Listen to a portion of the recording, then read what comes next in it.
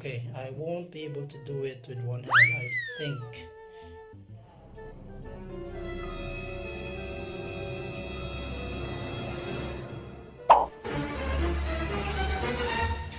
There you go. Guys, disclaimer for this video, ginadakop na ako ng mga damang. It's because most of the time, makita mo na lang sila ng tatlo na lang kamay, apat, dua, kaysa patay na sila, kaysa ginasubayan na lang. So that's the reason why ginadakop ko siya. And ginadakop ko siya to para buhian siya to a safer place. Most of the time sa atop, sa dingding, nga hindi malabot sang kureng or wala sang kureng na nagapermi. And also disclaimer as well, all the things that I've said are based on my experience and I have no background at all with regards sa mga poison, venom or etc. sa mga na in my experience kaya ako nakagat, but it's not that fate. Not fatal at all. Yep, that's it. Video has shown you kung paano magdakop sa isa katang. Right now, I'm going to show you how to catch a spider. House spider? Okay, I'll show you. Here he is. And let me turn on the light. Let's see how big it is. Okay, and this is what I'm going to show you. As for the spider, I tried to look it up, and the name of the spider is Huntsman spider, and I'm not so sure because I tried to search it, using Google, and that's what it came up. And yeah, if there's someone who could enlighten me up, or someone who knows better, or someone who is arachnologist. What the fuck? Okay, back to the video. And just a glimpse of how big it is. There you go. It's big. And this one, by the way, is a male house spider, or I don't know kung ano tawag sa dre, but you would know kung male siya kay gamay iyang alawas and medyo tigre-tigre yun siya. The one nga dako ang iyang abulay or thorax, I don't know kung thorax man tawag na, or abdomen, mas dako and brown in color. That's the female one. Kag sila nang mas hapos dakbon because for the reason niya mas dako ang ilang lawas, and this one very agile. Okay, so basically mas budlay, basta lalaki mas budlay. Porn! Oh, you got.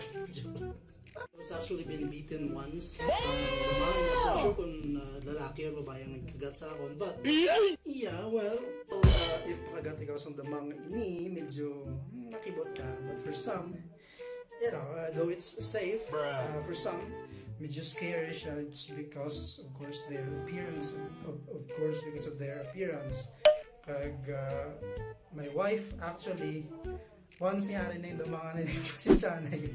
Bahala na pa siya kapaligo. Basta, hindi siya magsulod. Basta, harapan siya. So, ako, pero may execution and oftentimes, I don't want to hurt them, right? Regardless if it's except for cockroaches, and if it's like mga centipede, damang, or I don't know what else, but as much as possible for those insects, for me is harmless, like iras.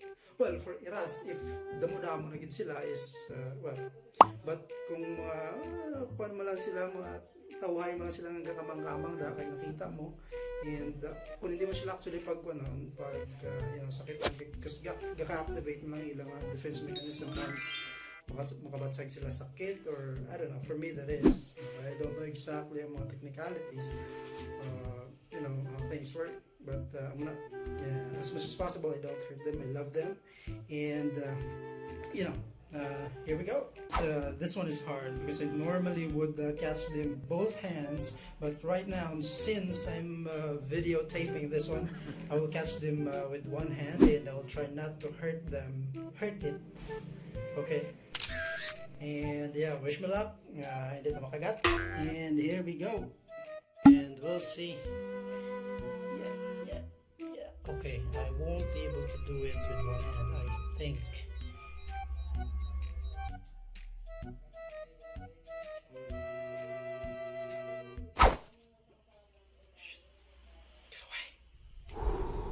Okay, I'll try to do it 2 hands while videotapered. I don't think it's possible. Yeah, so I don't want to hurt it at the same time. Stay boy, don't move, don't move. Yeah, come to Papa, I'll show you.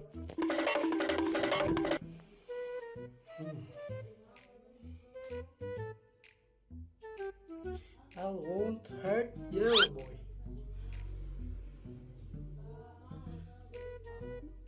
The reason why nga ginadakop ko na sila, it's because may duwa kami kakoreng and hindi gina sila yung pagpatawaron sa koreng na mo makita sila nga.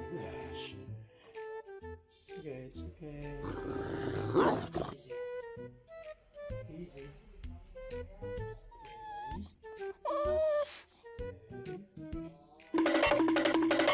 Don't make me do it. Okay.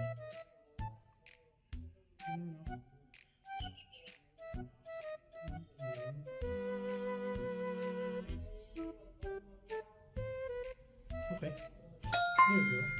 Then normally I would do is magbuha ako sang papel.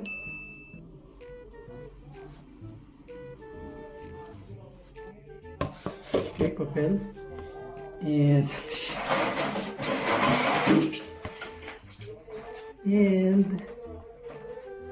let's see.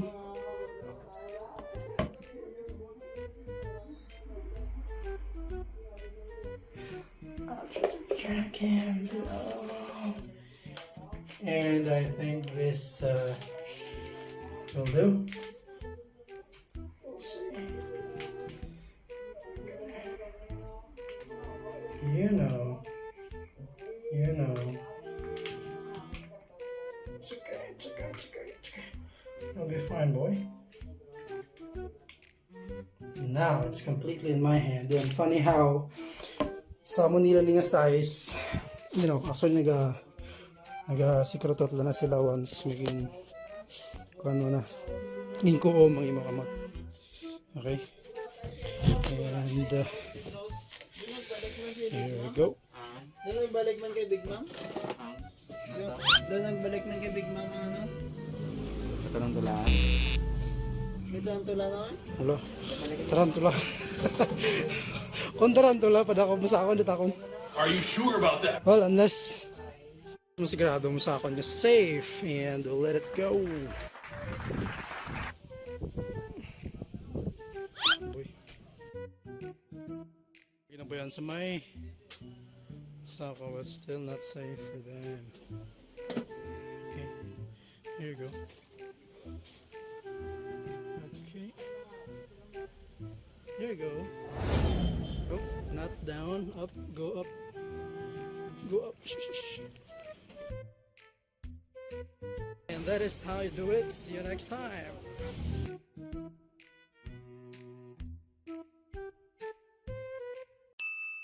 Guys, this is actually a plea video, and what I mean by that is that I'm encouraging everyone or someone or bisan sino man dira nga please hindi man pag well we should not result to like pangitaan jud yung kasi leg kung makakita ang masundang mga na pangitaan jud yung silig hampakon sa sinilas habyon sa mga manonood para pason.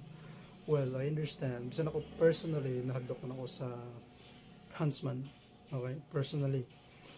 And yeah, it's a plea video that kontani ma-influensya mga mo, and believe it or not, they're harmless, okay. It's not like daiban ka, for example, aras dingding at apek, because this is the first-hand experience ni Mrs. The way she explained it, once niya makita niyang damang hindi ka naman katapek, the feeling niya gid daiban siya kagukuban as in haklabon gid siya sa haklabon siya sang damang. Okay, so I understand the fear, okay, and so the message that for those who are not arachnophobic, I don't know if that's the right term, please hindi pagpraspason, hindi pagpatsyon, because these are creatures, harmless creatures, and just like us, they're just trying to survive, and for some reason hindi nila siguro hungod or gusto nga nakasaboy sila sa kwarto mo or sa CR ninyo or sa kusina nyo, and you know, little did they know they will end up nga paraspason patsyon naman yung to. Okay, so what I'm encouraging is, if possible, please tabugon lang siya, kag you know, I understand all the shouting, ang sala, ang syagit, okay, I understand all of that, but you know, if possible, if not, if hindi siya possible, don't mind me, okay, it's okay, do your thing, it's still your decision, but asakon lang if possible, okay, and that's it, and I know what you're thinking, mas imang baka mo, wala kayo Marv's Kitchen, di yung Marv's kung anong hadlo, kung nabatsagan, I do, okay, because before, it was actually my cousin yung nagtudlo sa akon, okay, if you're familiar, it was actually my cousin yung nagtudlo sa akon, they're harmless, okay, as long as why mo sila kuom, tudo, or ginasakit, or makabatsig sila pain, okay, that's the time siguro mga gat sila, but it was my cousin who taught me, he actually showed me, nga gindakop niya ang banayaw, and guys, banayaw is like 10 to 20 times scarier than this one, okay, they're actually tiny, okay, they're smaller compared sa banayaw sila na, if you're not familiar sa banayaw,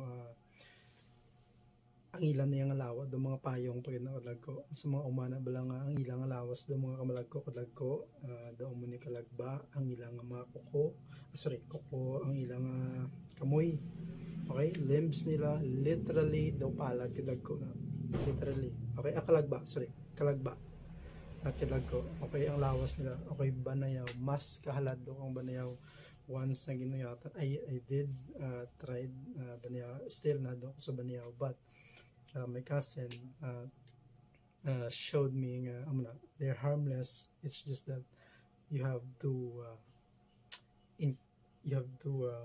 overcome the fear, okay, you have to try it, okay, if you're adventurous enough, and yeah, show us the video if you could, if you can, and if you will, and yeah, again, as I told you, wala tayo pilitay. Huwag kayo kapamilya, guys. Do your thing, okay? Do your thing. Huwag kayo kapamilya. Huwag kayo kapamilya. Naluoy lang akong sa mga sapat. But then, okay, one idea as well. If you encounter these huntsman na nagatapik sa dingding sa CR, call someone nga wala na hadlok, ipadakop sila. If mayara. Kung nara ka sa boarding house, siguro puro babae, then yeah, do your thing, kamo bala, if possible, try nga tabugon nyo. Okay, thank you.